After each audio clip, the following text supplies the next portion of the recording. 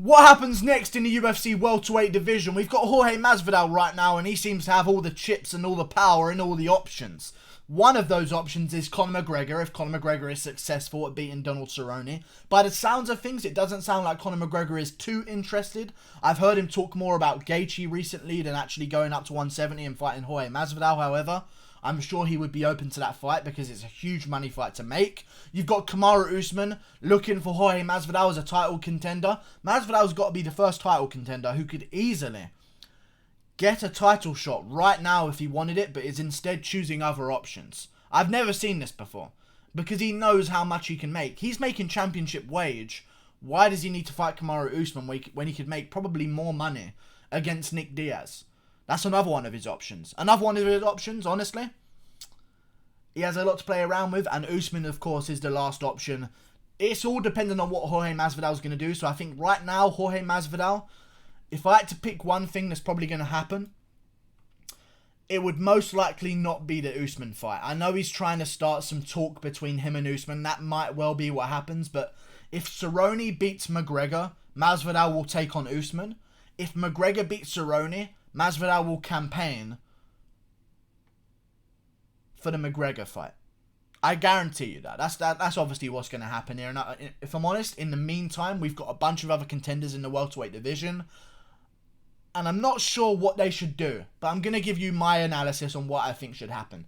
I'm going to go off the assumption, because McGregor's quite a strong favourite, that he's going to beat Donald Cerrone. I also think that he's going to beat Donald Cerrone as well. So, if I had to pick something that was going to happen, I'd personally love to see Kamaru Usman stay active in the meantime. Instead of just waiting to see what happens with Masvidal, to see if Masvidal-McGregor happens while the fans lose interest in his belt, I think Kamaru Usman, what he should do right now, turn around reasonably quick, maybe in May at UFC 250 on the co-main event of Stipe Miocic versus Daniel Cormier 3, which is most likely going to be the UFC 250 event headliner. Go on the co-main event, Kamaru Usman, Leon Edwards 2. We can paint the whole event of UFC 250 as a sort of rematch trilogy type vibe. Like everyone's fought each other before, you know? Maybe do Edgar versus Faber on the main card somewhere. Add another rematch onto the card. That would be quite interesting, I think. But I think right now, instead of Usman just waiting around for Jorge Masvidal, you don't want to paint that picture of yourself as a champion. You're the champ. What you say happens, right? As a champion, you want to allude that you have some kind of power. And Chael Sonnen did a video about this with John Jones. John Jones said, look guys, I wanted to fight Stipe, but they told me I have to fight a light heavyweight. And he said that John Jones should never have said that, because it makes him seem less powerful as a champion. And if Kamaru Usman just allows Jorge Masvidal to run his division for him and pick and choose when he wants to fight, instead of the champion choosing his contender, he's going to look like a jamoke. You know what I'm saying? Like, he's going to have people are going to have a bit of a Tim Bar for him. You know what I'm saying? Like, I don't think that Kamaru Usman should let that happen. I think instead he should take action. Give Jorge Masvidal a way out. Because Masvidal right now is looking for options to close off and options to open up to sort of direct his career. Usman should take on Leon Edwards. I think that's what should happen next. I think it would be a great fight to make. Tyron Woodley just pulled out of the... We're going to get to fucking Tyron Woodley. Woodley just pulled out of the Leon Edwards fight. So he doesn't want it because Edwards is gaining Instagram followers from signing to fight Woodley. And that can't run in Woodley's world because he's a 12-year-old female. Okay? That's what Woodley is. He's a 12-year-old little girl. That's who Woodley is. He's like a woman with that phone. You know what I'm saying?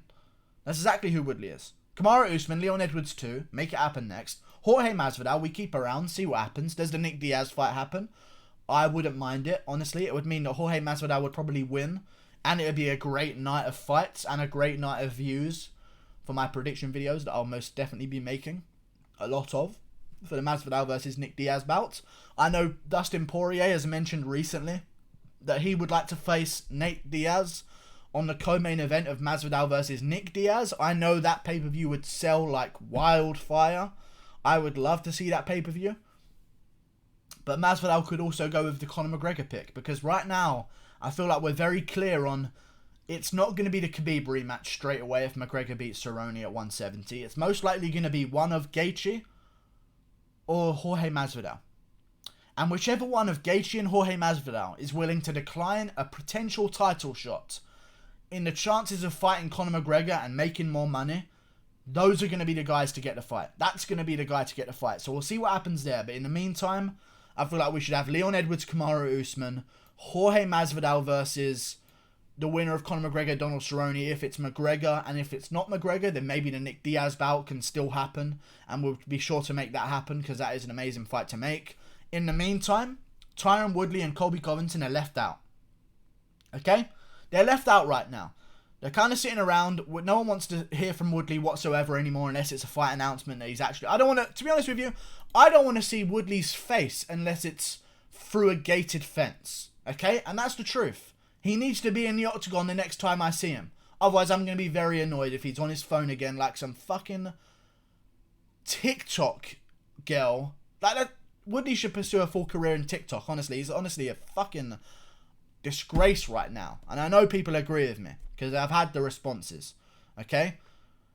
Colby Covington versus Tyron Woodley would be a great fight to make. Woodley obviously doesn't want to fight straight away because he declined the fight with Leon Edwards. Unless he magically announces that he's fighting Leon Edwards again, which would ruin this entire video. I don't think that's going to happen. So, Woodley versus Colby Covington. Covington is returning to a grappling competition in March, which makes me believe that maybe he'll be back around May or June. We'll see if Woodley wants that fight then. Because now they're both coming off losses to the same guy. Covington did a much fucking better job than Woodley. And that's how you're going to market this. And that's how Covington's going to start talking shit. Look what happened with you and Usman. I was fucking beating Usman. I'm not saying this is what happened. It kind of is what happened. But I'm saying this is what Covington's going to use as his sales technique here. I was fucking beating Usman up 2 rounds before I broke my jaw. And then he faked a groin shot. And he can use a lot of information to build a fight with Tyron Woodley. I would love to see that fight happen next as well. Tyron Woodley, Colby Covington, Leon Edwards, Kamaru Usman happens next. Keep Usman relevant. Maybe increase Usman's popularity because let's be honest, although it's a dangerous matchup, Usman beat Leon Edwards before. He's going to be a favourite.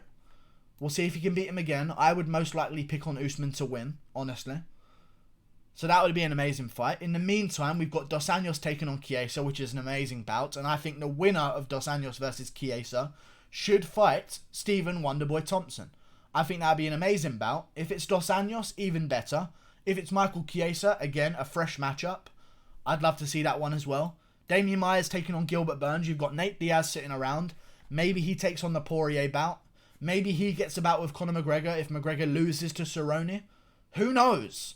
I feel like right now in the welterweight division, we're all kind of waiting on Conor McGregor. This is how much power he has. No one wants to make a move first without hearing what Conor McGregor has to say in this post-fight interview in the octagon, if it happens. And I know a lot of people are assuming things. Cerrone has a very good chance of upsetting Conor McGregor, guys. And it's worrying me, okay? I think McGregor's going to win. And I think a lot of people on the roster think that McGregor's going to win as well. Including Masvidal, who says, I believe he said that McGregor was going to win the fight in his opinion. I think it'd be a great thing. And I think everyone right now is in a situation where they're just trying to wait and see what McGregor says. Okay? Because he's going to have a lot of power come time when he fights Donald Cerrone. He's going to have a lot of eyes on the sport. There's been no UFC for a very long time. It's going to be a massive boom, an eruption. Who's he going to call out? Let me not make myself busy before I know if he can call me out or not. That's basically what's going on right now. Damian Maia is taking on Gilbert Burns, of course. Stephen Thompson to take on the winner of Dos Anjos versus Chiesa. I feel like that'd be a great fight. And Nate Diaz again. McGregor fights there. Anthony Pettis is at 155, so if he wins, I'd like to see him removed from the rankings because he's not at 170 anymore. And he's not probably going to be going back to 170 because he said he wants Dan Hardy after Diego Ferreira. So he's definitely staying at 155 because Dan Hardy wants to go back at 155. Robbie Lawler. What's going on with that savage? I haven't heard from Robbie Lawler in a very long time. I'm confused. Robbie Lawler, what's going on? What's happening? I think he's going to retire. I actually don't know what he's going to do because if he comes back, he's taking on Nico Price. He's taking on Jeff Neal. He's taking on Vicente Luque. We'll see what Robbie Lawler wants to do. There's something in my mouth right now. I don't know where it's come from.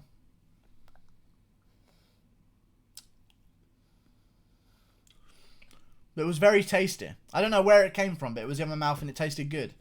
Anyway, Robbie Lawler should probably look for a fight with Nico Price. Very winnable fight for him. Nico Price has been KO'd before. He's taken a lot of damage in his career. Is he a dangerous man for Robbie Lawler? Yes. I think Robbie Lawler would probably be a favourite in that bout, honestly. Knowing Lawler's history. There's a lot of fun fights for Lawler to still take part in. If he doesn't want to take on a contender, a young contender who's just getting into their prime, Carlos Condit is also in a division. I'd love to see a rematch. Robbie Lawler, Carlos Condit 2. Amazing. Co-main event of any fight night. Sign me up. Main card of any pay-per-view. Sign me up. Amazing stuff. Moving down the division. Luke Kay is another option for Robbie Lawler. Gilbert Burns is, of course, facing Damian Maia. Neil Magny is obviously taking on Li Jingliang. And that leaves us open with the final question that people have waited the entire video to hear. And I know people have waited for this moment in a video for a very long time, because when you say welterweight, you think of this guy. Where does James Vick fit into all of this? It's the question I know you guys need the answers to. I'm going to give you those answers. James Vick versus Mike Perry. Loser goes home. Like and subscribe. Thank you for watching. Click that button there. Goodbye. See ya.